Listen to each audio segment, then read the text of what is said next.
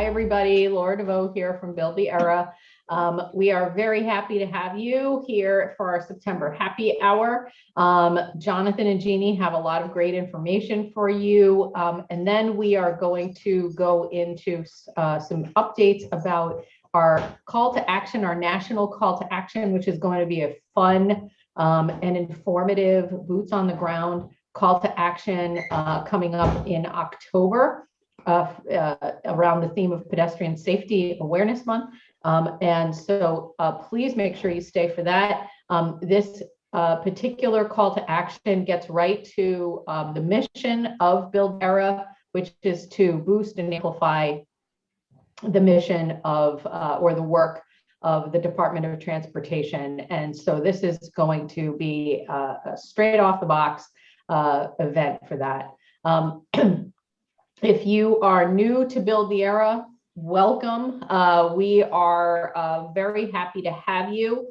If you are returning, thank you for being here again and again.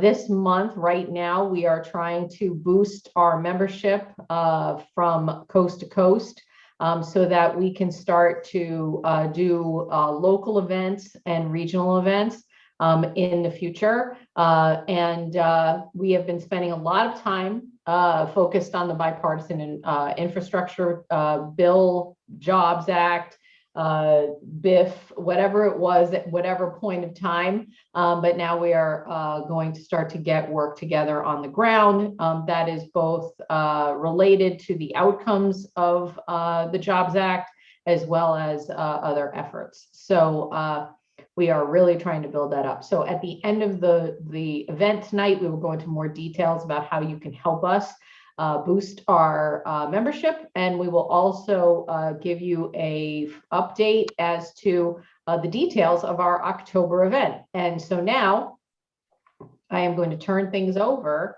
to Jonathan and Jeannie, our transportation experts here at Build the Era.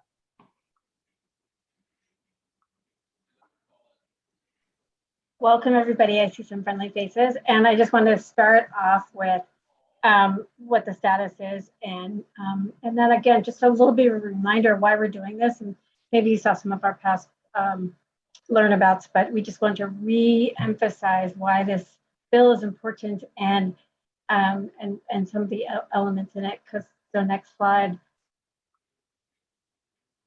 Jonathan. Yeah. Why now? And more importantly, what if we fail? Fundamentally, we can't keep falling behind in our infrastructure. You've seen it over the last year, how important bridges are and things like that. Without starting to address climate change, infrastructure gets to be more expensive and deadly. Infrastructure can create and sustain family wage jobs without having a degree. So that accommodates like 2/3 of our population.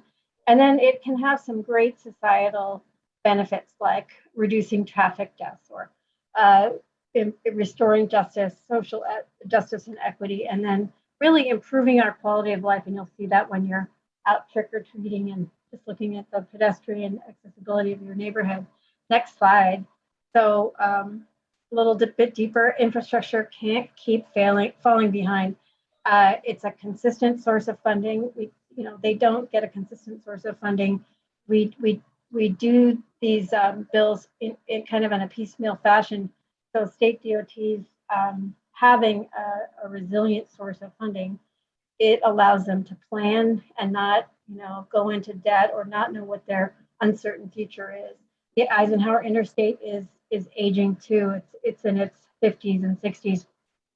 A lot of it is showing that kind of age and needs repairs. And then we've seen this American Society of Civil Engineers has given us low marks for years. And this year, we get a C-.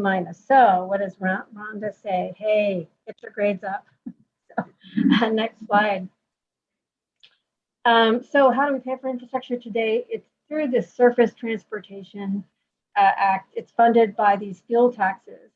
And the value of it has eroded over time. So think about paying for college in 1993. Well, you couldn't possibly pay that same amount today, and yet we have not changed how much we're collecting. So think about that. The value has eroded, and the shortfall has continued. We're borrowing against the future. And then the cost of these failures. Next is like in climate we'll talk about, but millions, this is that I-40 bridge, and millions lost daily due to the loss of that if it's shut down, or disruptions on our supply chain. Probably never heard the phrase supply chain a year ago, but you hear it often today because of all the disruptions and the impact that has on our economy. Next. And then climate resilience means dollars and lives. And very directly, if we don't connect these two dots again and again, transportation is like a third of the climate load, the carbon load that impacts climate. So in a place like Seattle, where they rely on more sustainable transportation, that percentage is even higher. So mobile sources like transportation have a substantial impact on climate. And then this is a graph that's really compelling, especially as we see wildfires and things like that. Decade by decade, you've seen the levels of deaths and destruction increase over time. And you can just see in 1 year, it's 262 deaths, $95 billion in 22 disasters. And then just in 2021, this year alone, the cost of, next slide is Ida. Hurricane Ida is coming in with a loss of 80 deaths or more in one event and 50 billion in damages. And just to kind of requote Pete, every dollar we spend on rebuilding from these climate disasters is a dollar we could have spent building a more competitive, modern, and resilient transportation system that produces significantly fewer emissions. So if we had started this, climate the challenge years ago, we'd be much further ahead. So that's all part of why this bill is important. Next. Yes. Let's do this. So, it's time, right? Next. And then again, infrastructure means jobs, and these are construction jobs, no degree required, not just construction, but manufacture of zero emission vehicle, bus replacements, autonomous and connected vehicles, and then the planning, design, and mostly construction. These are really good paying jobs. And it's not just the 2 million jobs that would be assigned to the dollars spent. So for the construction of those bridges, it's this many jobs. It's also access to opportunity, like the broadband, or when you build these things, people have rides to their jobs. Expanding transit means access to jobs. And these are trade jobs, and they're union jobs, and they're made in the US. So, it's doubly important to the economy. And then it can bring justice, equity, and beauty. And as you saw in the executive order that Biden signed on the first day, racial equity and support for underserved communities really going to be a high priority for him. So you're going to find it in everything this administration does. And that means this bill will strengthen the Americans with Disabilities Act. It will support small, veteran, disadvantaged business enterprise firms. It will provide funding for reconnecting communities, and there's a strong emphasis for investing in areas that are tribal reservations. It will improve active modes, increase safety, and there are pieces of this that are, art, environment, and landscape, cooling, investing in trees and low impact development. Next. And then what's in the bill? So there's a couple of slices, piece of the pie, and then there's some carrots. So in the pie side, something for everyone is what we call apportionment. So these shore up the surface transportation reauthorization for 5 years. That means that you don't have to go out and find a job every year. Just think about the benefit of having a sustained income, and for state DOTs that get apportioned pieces of, formula dollars that come their way. It's really important. The FAST Act, the last authorization, expires at the end of this month, and that really if we go beyond the end of this month, then there's what I call late fees, but there's a disruption in how the funding comes, and it delays and defers what DOTs can do across the country. And it provides all those roads, bridges, and safety. There's apportionments that go to all of those categories. There's new spending in dollars for transit and zero emissions infrastructure. It would expand broadband and adds dollars for wastewater, drinking water, clean and cleanups and resiliency. So those are all, the great stuff that's in there. And then the discretionary stuff. So it would add substantial dollars for these grant programs. And in these grant programs, for example, the RAISE grant, which is Rebuilding America's Infrastructure for Sustainability and Equity. Sustainability and equity is going to be in every single one of these items. So it allows the carrots do good things through sustainability and equity, and it expands programs to include like active modes and micro mobility, ADA access, connected vehicles, and then a lot of zero emission vehicles expands those to and research. So all of these things are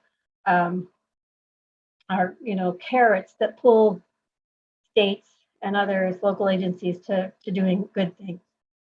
So it's about $1 trillion, of which 550 billion is new money for those 5 years. So next slide, my friend.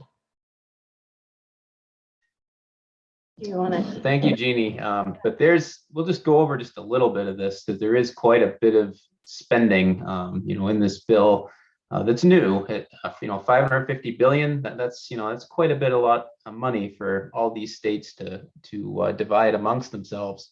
But you're looking at 110 billion for roads and bridges, 66 billion for railroads, 65 billion for the power grid, 65 billion for broadband, 55 billion for water infrastructure, which includes lead pipe replacement, 47 billion for cybersecurity and climate change, 39 billion for public transit. And the list continues here: 25 billion for airports, 21 billion for environmental cleanups, 17 billion for ports, 11 billion specifically for safety initiatives, 8 billion just to deal with water infrastructure in Western states because of all the droughts and lack of water out there. And then you have the 7.5 billion for electric vehicle charging stations and for electric school buses. So quite a bit of spending with this bill. There's a lot of good things in here. And just to give you a little state by state sampler, you can see West Virginia basically is looking at advancing electric and fuel efficient vehicles. They think it's very critical that this bill be passed, and they recognize that it's the lifeblood of their state. It's the only thing that's going to encourage economic growth. Oregon is looking at $1 billion increase, which is about a 40% increase for them over that 5 years. 250 million to preserve and replace the state bridges, 50 million for EV charging stations, and 82 million for a new carbon reduction program, and 94 million to enhance resilience. And then you have the overall 40% increase in public transportation funding. So that's, it's just such a massive difference for each state. And a couple more here. You have Montana. You've got $170 million annual increase in their programs. Florida's looking at 16.3 billion over those 5 years, which is about a $600 million increase per year. Looking at 180 million in airport grants, 2.6 billion for transit for 5 years, and access to the 12 billion to look at intercity passenger rail as well. And Oklahoma, they're also looking at this, and basically, they agree with all these other states. It's crucial that this thing get passed so that Oklahoma DOT's plan remains on time and they're able to take full advantage of the construction season.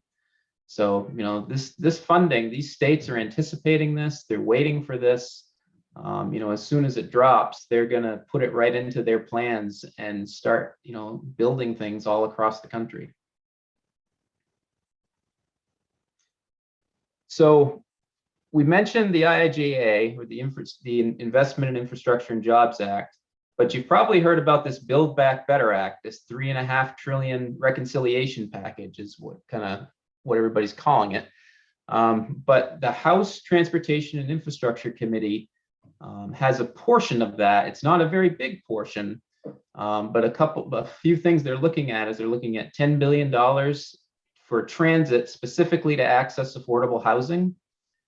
They're looking at $6 billion for local surface transportation projects, which are essentially the INVEST Act, which the House passed, which the Senate basically replaced with this, the IIJA. They're looking to bring those earmarks back with this $6 billion placeholder, so to speak. And then you've got $4 billion for carbon reduction, $4 billion for reconnecting communities. The IIJA has $1 billion in there just to essentially establish the program. So this gives another $4 billion to that program. $10 billion to develop high-speed rail projects, and that's the kind of the key word, develop. So you're really looking kind of at the planning stage, not really toward the construction stage, but just basically get high-speed rail projects started. People start to think about them and start developing some plans. $1 billion. This was in the news lately about a sustainable aviation fuel. That's a big deal. So there's $1 billion in here to basically follow the administration's commitment to that. And then you have another $2.5 billion for clean ports.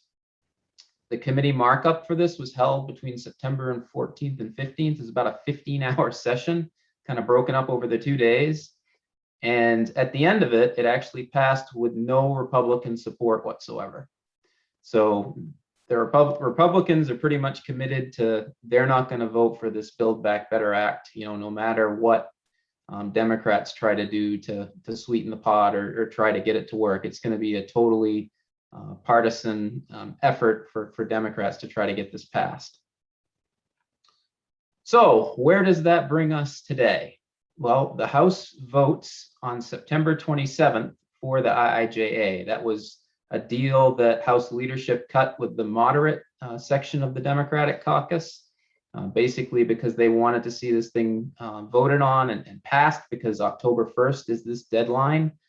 However, the continuing resolution that they're looking at right now, because they're still not sure if they're going to have everything in time, interestingly enough, does not address the Highway Trust Fund or any of that funding that is in the IIJA. So it's kind of interesting that they're looking at a continuing resolution for the debt ceiling and other things, but they're not really addressing infrastructure in that. And progressive Democrats have said that they will not vote for the IIJA if there is no vote for the Build Back Better Act. And so this is kind of a key. You have moderates on one side wanting this Highway Trust Fund and wanting this infrastructure package to go forward. And you have progressive Democrats who are basically saying that they want the whole thing together or not at all. And then a new wrinkle today, Senator Toomey had sent a letter to, I think it was the Banking Committee, which covers transit in the Senate, basically saying that he did not approve of this extra $10 billion that's going toward transit in the Build Back Better Act that was passed by the House committee. So he's asking them to strip that out when it comes into the Senate. So already we've got this kind of wrangling back and forth. But the key things are the Highway Trust Fund is going to start running out of money after October 1st. And Federal Highway has already begun preparations to start slowing and pausing those reimbursements to states, because how Federal Highway money works is states spend money up front and then they get reimbursed by the federal government after the fact. So once again, if states aren't going to be getting this federal reimbursement, they're going to start cutting back their work plans, quite significantly. So, and they're going to start doing that right away. So, these big, bold plans that we have really hinge on this bipartisan bill, this compromise that was, had both sides really work so hard on to get this thing through. So how you can help is basically providing that visibility for infrastructure. We're looking to flood the channel with images.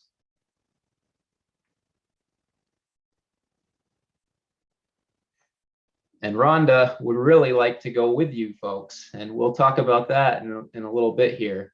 But basically, we're looking for posts about infrastructure recently completed, infrastructure under construction, definitely infrastructure in bad shape, to show, our Congress people that, this needs to be a priority. We need to get this thing through.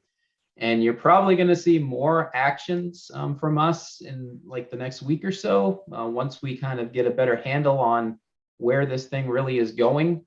If it's looking like we're going to have a vote on this thing on the 27th, you're probably going to see some action come from us, next week to try to get this thing through. But here are some examples here of Rhonda taking some trips. We've got her in Washington, looking at ferry terminals, light rail, and a truck-eating bridge. I'm sure a few of you have those where the bridges have that low clearance and have hung up tractor trailers quite often. I know we've got one in our state. We've got a few in our state. So, these are things that, that this bill could potentially address. So if you're ready to join us, we're asking you to sign up and tag a friend. Make sure to download and print your own Rhonda, and take pictures and really promote infrastructure, as we've mentioned, and get your friends, neighbors, your family to sign up as well. And we're doing this by playing the license plate game. And someone could potentially drop a link in the chat, and you can go to that link and sign up and basically play along with us. And we're going to have drawings every so often, and from there, we'll all kind of get a better sense of how our infrastructure is behaving, what infrastructure is out there, and really bringing that awareness to infrastructure. That's really crucial, especially now, when we have this bill sitting in Congress and just needing passage. We know the president's going to sign it. So it's just a matter of getting it through Congress, and then, we can start to see some action happening. So Rhonda says, let's build the era together. Fantastic. Well, Jonathan and Jeanne, thank you so much. That is a Herculean task, covering everything that's going on in less than 20 minutes. So first of all, fantastic, and thank you. I do want to announce, let me just start off by announcing, we do have our first winner for our first week or so of winners, and I don't know if she's on the call, but Kelly Doak out of Ohio. She referred somebody and was drawn as a winner, and we will be sending out some fun Build the Era and DOT swag to you this week. And we will definitely get that to you. And then we have a drawing again next week, and I will drop a link here while we're in the conversation here and taking questions. So I definitely want to have you folks ask questions. If you want to raise your digital hand there, we'll definitely get you into the conversation. Jonathan and Jeanne, I think my question is, as a lay person here, as not involved directly in the industry, and you folks are familiar with the legislative process, there's a lot of wrangling going on. Is that correct in this? And a lot of trying to squeeze. Well, what's your take on this? Do you think the Justice Democrats, Progressive Democrats want to take this down? Do you think the moderates are just going to be unbending to their demands? I mean, what are your thoughts? We're at happy hour. We're just talking among friends here. What are your thoughts? I would say at the end of the day, this is crucial to the president's agenda, and I definitely think the administration is going to push hard on this.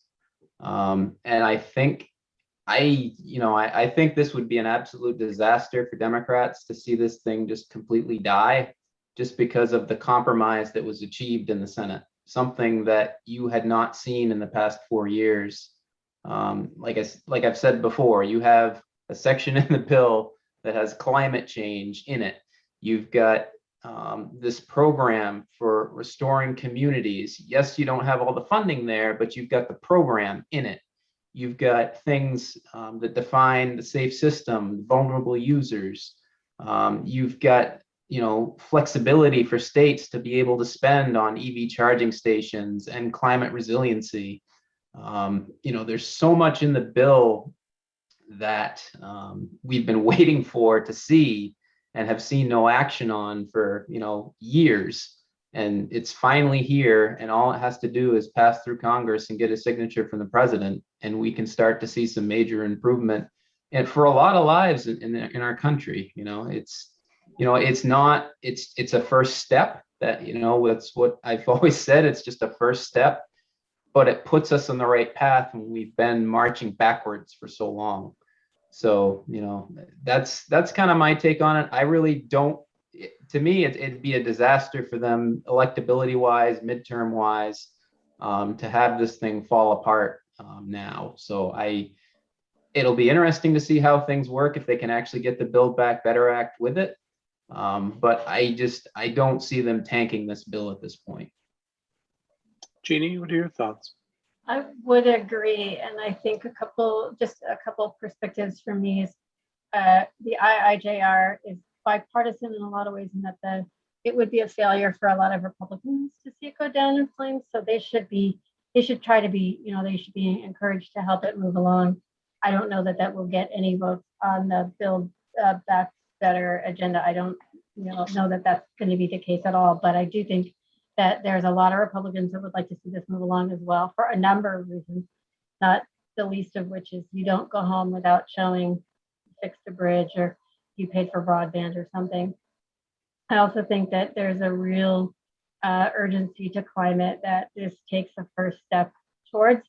And I think that people don't, across the board, I think you'll see a lot of support for it, even amongst Republicans, because they know that this is just a first step to move toward the electrification that we need and the climate resiliency. And you'll hear me say first step because I think both Jonathan and I totally agree. This is a first step.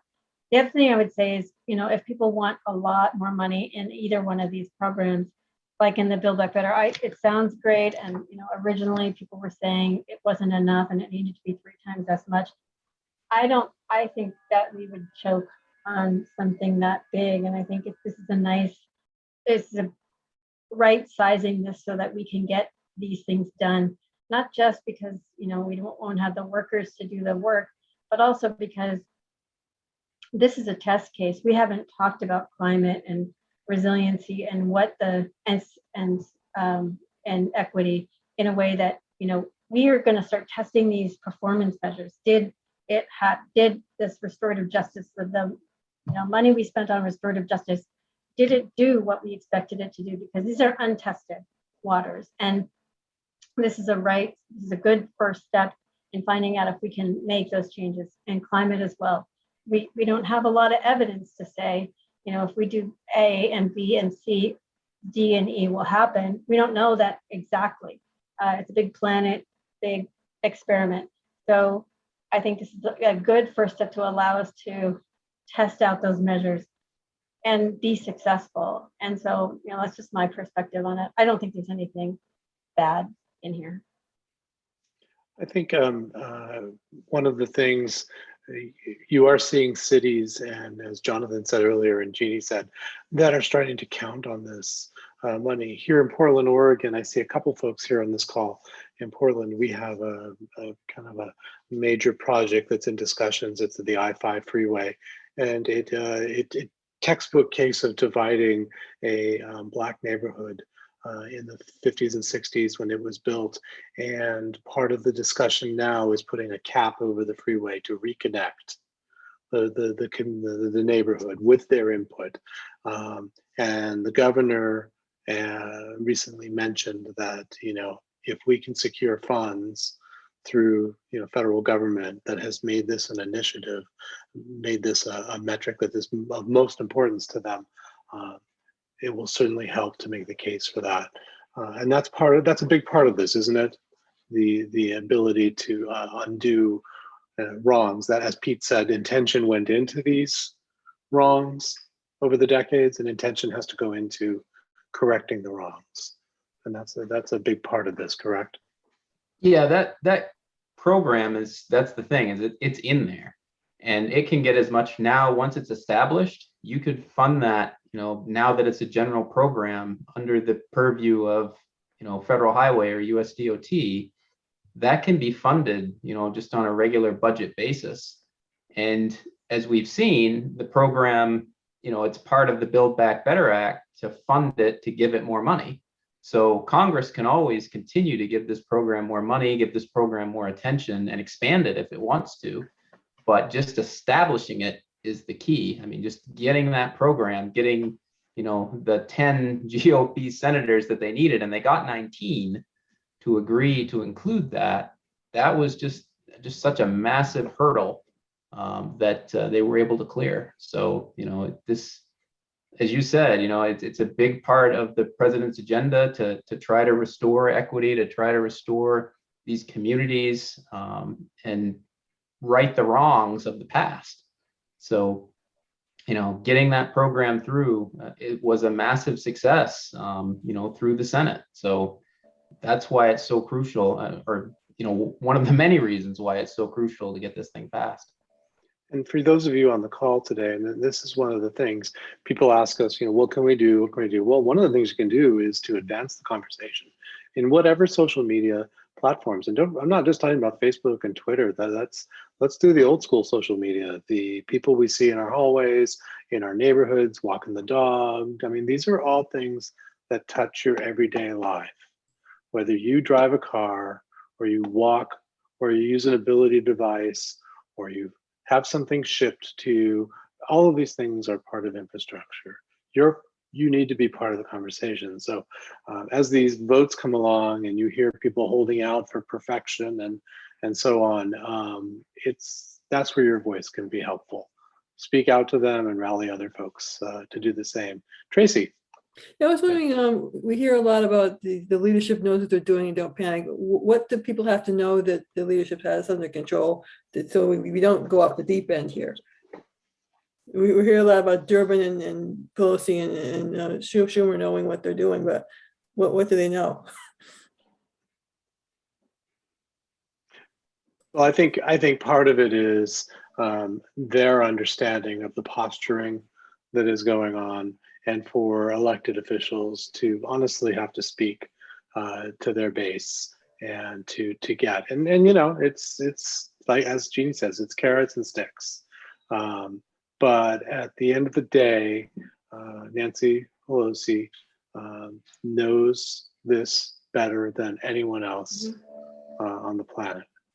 And if she is confident, and essentially last night came out and said, this is moving forward, then I think we have to trust her to do what she does better than anyone on this planet.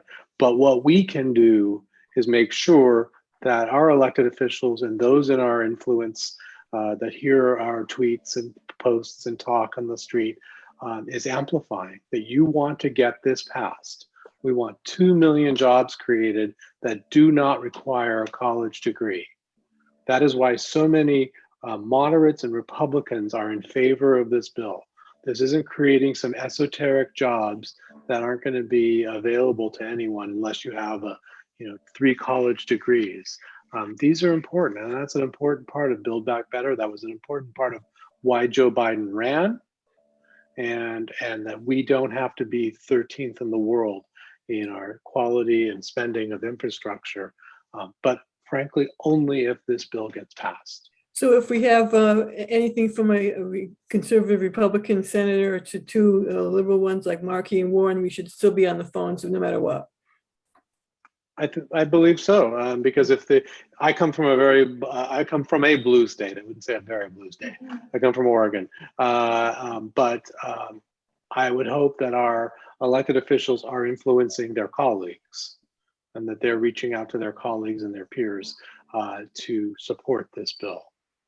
Because at this my point, state needs it. it's the House that really, that's where the action is going to take place, and especially for the infrastructure bill, that piece of it. That's where the pressure is going to be, because the Senate's already passed it. So it just needs it needs the House approval, and then it can go, to the president. But then you've got this Buildback Better Act, which, is kind of the football that kind of gets tossed back and forth. Although basically moderates don't necessarily see the need for it to pass, along with the infrastructure piece, but yet progressives want to include it basically for leverage. So because they don't want to lose the Build Back Better piece of the whole thing. So you've got some different priorities, but as Bill said, Speaker Pelosi, she'll get her caucus in order, I'm pretty sure. Yeah. And I suspect that I don't see this compromise going down in flames because of such a, like I said, it'd just be a complete disaster for the compromise that was achieved. Such a groundbreaking compromise that was achieved. My Congressman Stephen Lynch is a former iron worker, I think, so I'll get on the line and send him another email. Absolutely. And a good thing to do is also contact your unions, AFL, CIO, contact them and say, hey, I'm a constituent and I live at like AFL, CIO of Massachusetts. I am so jazzed about this. And then put pressure on them to put pressure on your representatives. And I was going to say, the only other thing I would say is, you think Nancy Pelosi doesn't know. I mean, we don't think she doesn't know what she's doing. We do trust her and know that they haven't been in this place in a really long time where they're actually negotiating something to do something. We've seen a lot of years of very partisan, blocking and doing nothing. So I feel like this is so far down the pike. It would be hard to undo it, but also Nancy Pelosi's been around long enough, and Chuck Schumer, Dick Durbin, and President Biden. They know, they have something in a drawer that's a candy that for someone that will get them. Hopefully, they've got things in the sausage factory to help move this along. I hope, and I think all of us can also just put that kind of pressure. Not pressure, but encourage them that this is the right thing to do, and we're all thirsting for good infrastructure. It has so many benefits, and now is the absolute time. Yeah, and I think our reminders, sending out, making sure we're taking pictures and flooding the social channels with infrastructure. Mm-hmm. I mean, make sure it does not get out of the public eye. That's the reason, we've had so much pressure on infrastructure, is because it's been in the public eye. It's been talked about constantly. And again, something that's been taken for granted for a long period of time, or it's been kind of a joke, is now front and center. And we're this close to getting something, pretty significant and a huge first step. So you didn't see Elaine Chao on, doing the 4 Sunday shows. Never on infrastructure. Well, I think that's part of our mission too. Before I turn this back to Laura, but is infrastructure is reminding folks. To be honest with you, I was newer to this. Jeanne and Jonathan aren't, but I do serve on a transportation committee here in Portland. But I never thought of all the things that were infrastructure, and that's part of why we're sending Rhonda and asked. She's taken the hardest job of anyone at Build the Era. She's traveling the country and seeing lots of stuff, racking up miles, and because these are all infrastructure. And one other point I do want to underscore again, because I don't think we can say this often enough. Jonathan pointed this out in our last talk. 19 Republicans signed on to a bill that had the word climate change in it.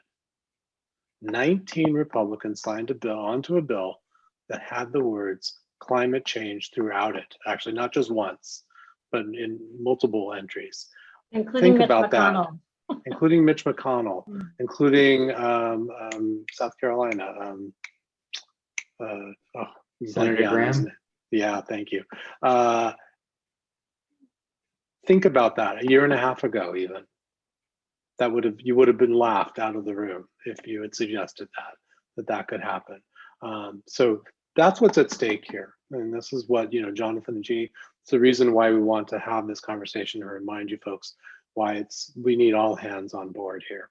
And that said, I'm going to turn this over to Laura and let her take it away.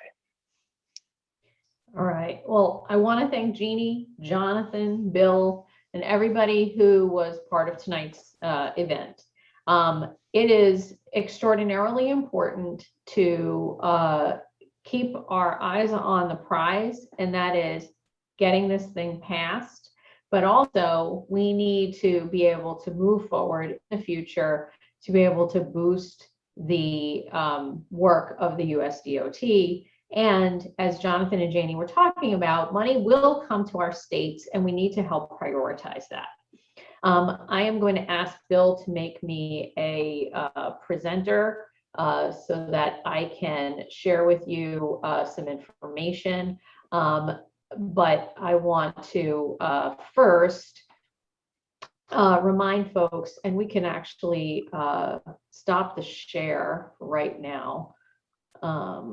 And we'll go from there.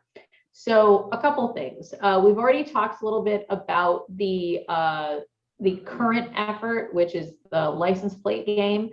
And we right now need members from the following states: Alabama, Delaware, Hawaii, Montana, Nebraska, North Dakota, Oklahoma, Rhode Island, South Dakota, Vermont, West Virginia, and Wyoming. If there is a state there listed, and I will make sure that everybody who attended this event tonight, everybody who RSVP'd gets a copy of that list, and then we're also going to update that on our website, so you have that as well.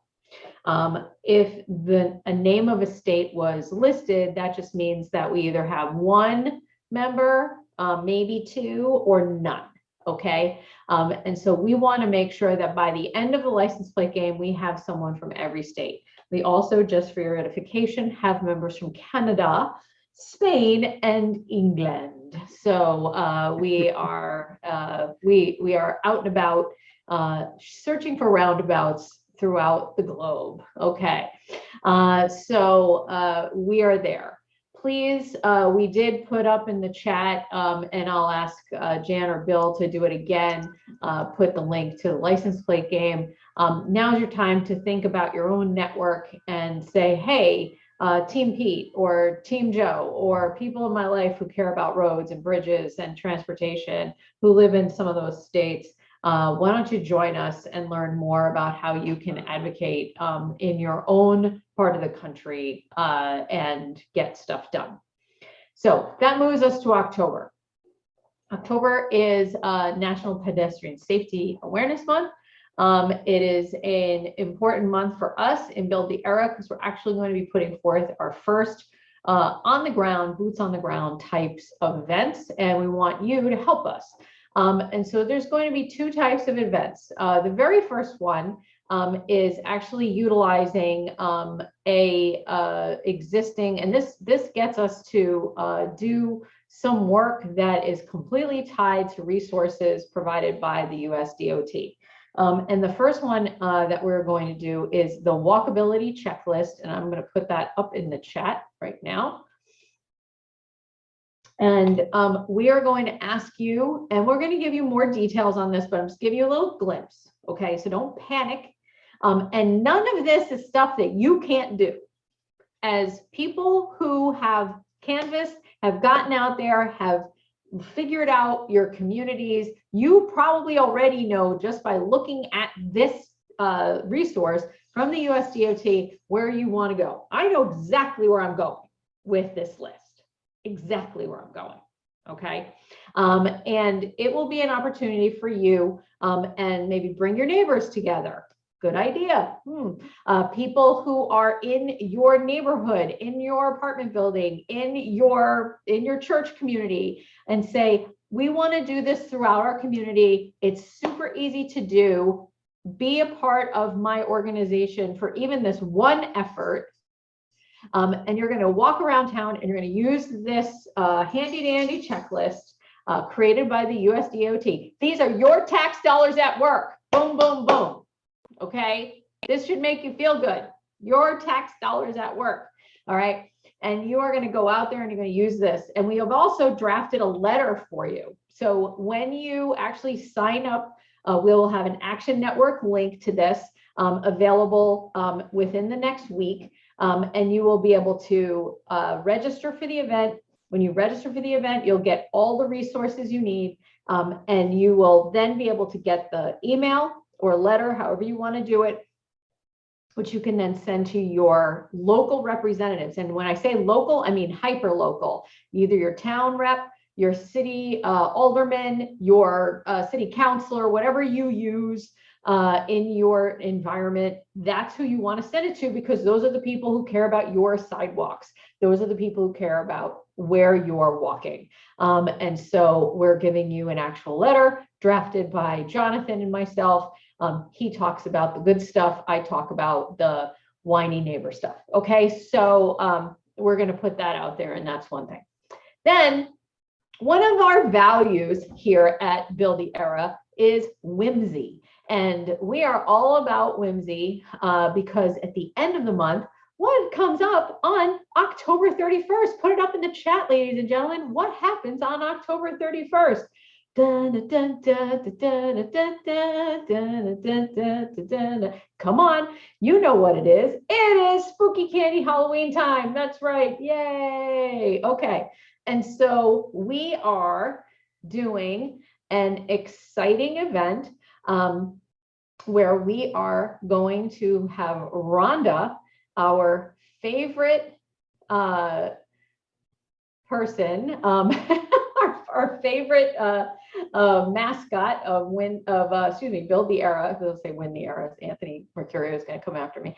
And I am going to show you our working draft of Rhonda in her disco ball, bright, exciting Halloween costume. This is our working document. Mackenzie is doing a great job with this as usual, and more to come on that, because we want her reflective. Because why? It's safe, and you don't want people walking around at Halloween in a black costume. Okay, so Rhonda dressed as a disco ball is our Halloween fun. And so what will happen if you take part in our Halloween event, because Rhonda wants you to have, because I'm from Boston, so there you go, a wicked safe Halloween. Okay, and so Rhonda wants you to have a wicked safe Halloween, and that is our October 31st event. And if you sign up to do that, you will get printables with a barcode or a QR code to all sorts of great things that the USDOT has out there around pedestrian safety. And it's a great thing to put in your bucket. So when you are handing out your candy at the end of the month, you can hand that to parents, you can hand that to kiddos, you can print it out. Some of you may want to make buttons out of it. Some of you may want to make a bookmark out of it. Some of you may want to make a sticker out of it. Whatever you want to do with it, I don't care. But know your neighborhood, know what you're doing. You could wrap lollipops in it. Whatever you want to do it. Okay. But we're going to have printables for you and all the resources. And it's a really low risk kind of event to do. And it's something you do right out of your house as you've got trick-or-treaters knocking on your door. We also want you to perhaps spread the wealth and ask your friends and neighbors to do it too, because it is great resources, especially for little kids who really need to know how to be safe when they're walking around. So we think those are two great events. One, a little more serious. The second, filled with whimsy, because we want you to have a wicked safe Halloween. And that's it. All right. Candy bar wrappers are easy to do with graphics. They fit right over the regular candy bar. See, I knew there would be an Etsy person on this call. I knew it. I knew there would be some really great, like, I'm not mom who shows up at the PTO thing with the pre-baked cookies that from Entenmann's because I stink. But you are super fancy people, and I knew Team Pete would come through in the thick of it. All right. Any Since you don't eat all the candy before you wrap it. Yeah, no, don't. Yeah. I will eat the candy. I will eat the candy before it's actually given away. So There you go.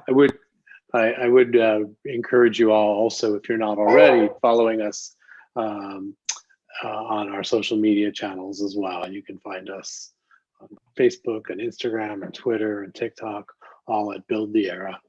Oh, and that's my dog. And I will say this, I will also say, as you're doing any of these, the more you're on social media, please tag us. So if you're doing your walk around to do your inventory of the safety of your neighborhood, do a little video on your phone and upload it and tag us. Do a picture, do a selfie, show your sheet. Make sure you tag your representative, your local representative. Say, hey, by the way, this is coming to you by email. I found these problems in my neighborhood. Get on it. Okay, those are great things to do, and we will retweet you, we will repost you, we will amplify you as well. And then at the end of the month, I'm expecting big things from all of you in terms of handing out those printables, and I want to see costumes. I want to see festivity. I want to see fun stuff, and we are going to post that and have fun with it. Okay, because we have 2 new trick-or-treaters in Team Pete, and hopefully we will be able to do right by our twins. Okay. Oh, that's why you get extra candy. Oh, thank you, Kenzie. I didn't think about that. Well, it is 4:55, and one of the things here at Build the Era is we respect your time and we appreciate your time. If you have any questions at all on anything we've covered today, please don't hesitate to reach out to us at buildtheera@gmail.com. You find us again on any social media here, and we are always here to answer any questions or provide you with resources. And again, to underscore what Laura said, I really want to thank Jeanne and Jonathan for your time and your perspective, and for holding our hand while we get this sausage made, as they say. So unless anyone has anything else, I will say to everyone, happy National Roundabouts Week this week, all this week. So if you're taking Rhonda out on a stroll somewhere, there are plenty of roundabouts around. Yep, go take a Love to see picture. one. and for anyone on the call that hasn't put it together, that roundabout, she's brown. If I had somebody message me the other day that just really wasn't quite clear on this, so in case you hadn't put it together already, We're hip. Her name is Roundabout. Roundabout. Roundabout. My husband thinks she should have a colleague named Rhoda. Rhonda and Rhoda. So What will Hazmat do? We're still trying to hook him up with Matt, the hazmat guy. So anyway, well, folks, we appreciate your time, and we hope that you got something great out of this today, and you go out and appreciate your roads and your streets and your transportation and everything a little bit more. And we appreciate your time. Have a great evening. Take care.